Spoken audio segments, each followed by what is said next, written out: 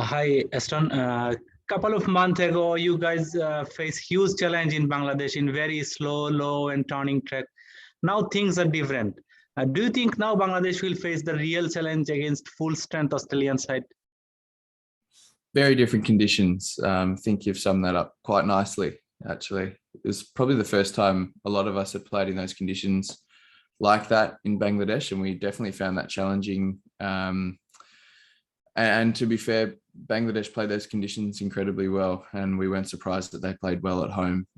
But it is very different now. We have a very different looking side, and the wickets certainly aren't playing like those pitches that we played on over there. So we'll see what happens, I guess. We'll go out there and we'll try and put our best foot forward. You know, we need to win. And the guys are really excited to play and really want to win as well. So it should be a good game. Andrew McGlashan. Hi, Ashton. What's it like, sort of knowing that even 2 wins might not be enough for you guys to go through? Obviously, you'll need England to probably do you a favour and beat South Africa. Is that at all something you guys are thinking about, or you're just purely thinking about the 2 games you've got to win? No, purely thinking about the 2 games we have to win. Sometimes that's really good because you know you have to win those games. We go into every game thinking that you have to win it, I think. And it's something that helps you move on from the England game. I think that's really important to move forwards, put that one behind us, because England played incredibly well. And obviously they beat us pretty convincingly. But, you know, the only thing we can do is move forward now and try and win and win strongly. We certainly have the side that's able to do that. We've got so many options, such great squad depth. So yeah, going out there and trying to win the next game and then win the one after that as well. And just on your role, I mean, in the 3 games, it looks as though it's probably an either-or selection between yourself and the extra batter in Mitch. How is that for you in this sort of tournament environment, knowing that one day you might be playing, the next day because of matchups or conditions you might not be? Yeah, naturally it's really tough anytime you don't get selected, you know, when you've been playing well. But when it's based around matchups or conditions, you understand that it's part of being part of a really strong squad, and doing what's necessary for that game at that point in time, those conditions, that matchup, and that's how we'll go about our business. You know, so it's not necessarily being dropped; it's more about being not selected for that specific game. And the guys who that's happened to, you know, it happened to me, it happened to Mitch. I'm sure we would have felt that emotion straight away as soon as you get the news, but I feel like we've moved on from that really well, and you do everything you can to help your mates out there, because it certainly takes a squad to win these tournaments. Thanks, Ashton. Cheers. Rob Forsyth. Hey, Ashton, you mentioned that the focus is very much on the games you have to win rather than the bigger picture of the table. I was just wondering, you know, yesterday training was obviously the first time the group came together. Did Justin or did Aaron sort of bring everyone in? And if so, what was the chat? Was it sort of along those lines, or? It was very brief. And it was about, like I said earlier, just moving on, putting what happened behind us now, focusing on the games in front of us. That was the extent of the chat. I think everyone knows what they have to do. We've got plenty of guys who've played a lot of cricket now, played a lot of tournaments, you know, who understand the game well and understand themselves. They're able to manage themselves quite well too. So, you know, each individual just needs to get what they need out of training the next couple of days to be best prepared for the games going forward. And I think we're doing that pretty well. So it was very simple. That's the beauty of these tournaments. It's not like a series where you face the same opposition again and again. And it allows you to just move on. All you can do is move on to the next one. And appreciate you were training during that Bangladesh South Africa game. And have you had a chance as a group to sort of have a chat about that? Was there anything that stood out that you think you can try to replicate? No, we haven't chatted about that yet. I think if you can't put too much energy into games that have already happened. You know, like I said, we'll focus on what we do really well. We certainly do our research on the opposition. We've got a spinners meeting coming up in a couple of hours.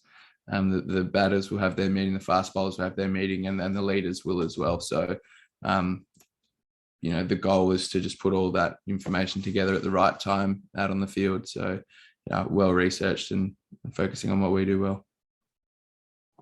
Mel. Ashton, just interested from a million miles away to sort of get a bit of a feel for the conditions. Like the next 2 games you've got coming up are day games. So from my vantage point on the other side of the world, it would seem that should suit the spinners more because it won't be damp with dew. What's your feeling on that? It's been surprising actually at Dubai that the dew hasn't come in as much. It maybe greases up the wicket a little bit so the ball comes onto the bat a bit nicer. And as we've seen in the night games, that chasing seems to be the way to go. So the day games, to an extent, takes the toss out of the equation, which is actually really good. I think that actually suits us really well.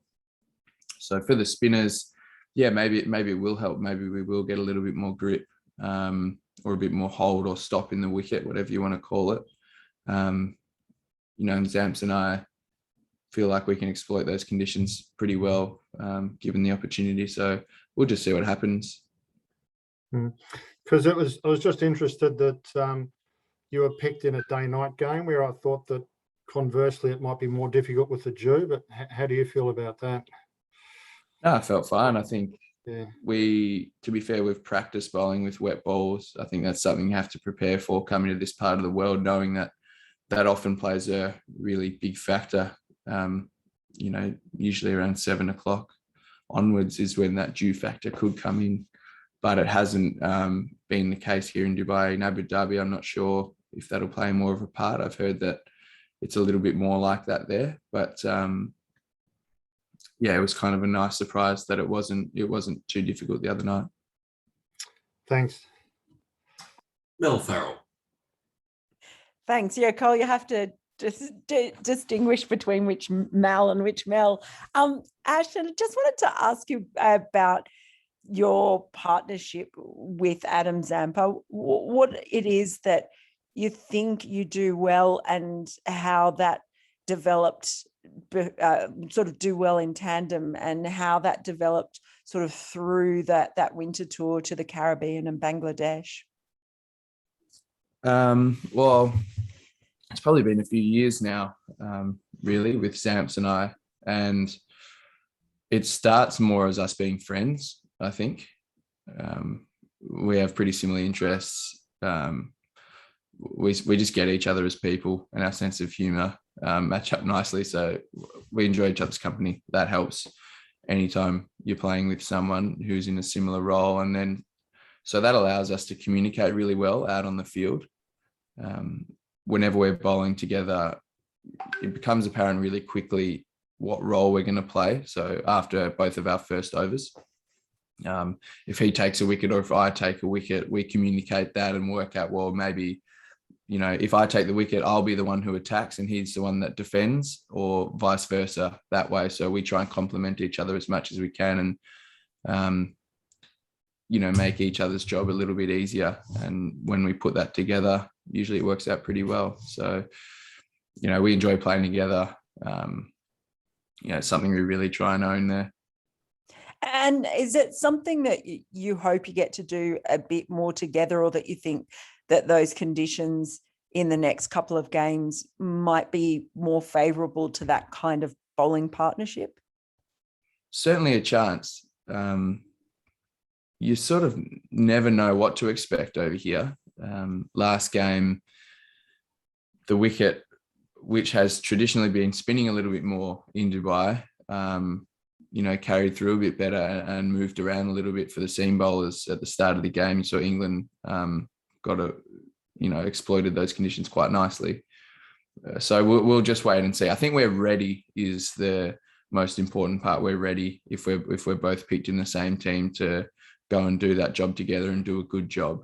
So you can never be too certain about what's going to happen, because you start playing the game over in your head a little bit too much. But if, like I said, if the opportunity comes, we'll be ready. And sorry, just finally from me, Andrew McDonald spoke yesterday about how the loss to England may have given you clarity. Apologies if someone's already asked this, and that you were having the team meeting after he spoke. Do you feel like you all have more clarity as a team now, more clarity than you did before? Yeah, clarity. It's hard to define exactly what he would have been talking about in the context of, you know, how he answered that question, or how that was posed. So it's hard for me to really answer your question there, but clarity in terms of maybe team makeup, how we want to go about it. If we played against England again, there's a lot of different things there, but any game you play, you certainly take something from it, and we would have taken something from that game. Thanks. Shubham Madan. Yeah. Hi, Ashton. So my question will be like, did you find any differences in the UAE this time as compared to your last tours? Like any difference in the pitches or the conditions like you were playing in the World Cup? So any differences in previous tours to the UAE? Yeah, for the pitches, especially for the pitches. No big differences. Generally, they're a little bit low, a bit slower than what we're used to, and pretty good. And I would say that's the type of pitches we've faced so far. Sri Lanka, we probably played them on the slowest pitch we've played on yet. Abu Dhabi was a good wicket. And the last wicket against England was also a good cricket wicket to play on. So no real surprises just yet. As tournaments go on, pitches tend to deteriorate. So that's certainly a possibility that we could face coming up, but nothing out of the ordinary. I think the wickets have been pretty good and pretty standard for this part of the world so far. We've got BD Quick Time. Hi, Agar. Last time you played against Bangladesh in Bangladesh, seems it was too difficult to face Mustafizur Rahman and our spinners. Do you think Mustafiz is going to be a threat for us in tomorrow's game? And what's your plan about Bangladesh's spin attack? Well, I think the conditions played a huge part in Mustafizur being very difficult to face. The amount of spin he was able to get with his big off-spinning slower ball was amazing. But that relied heavily on the surface that he was bowling on, and it was the same for the spinners. You know, Zamps and I both enjoyed bowling on those wickets as well. And I don't think any batters really enjoyed batting out there too much, you know, including the Bangladeshi guys. You know, they were able to put a couple of totals of 120 on the board. But that's not cricket you'll see played too often.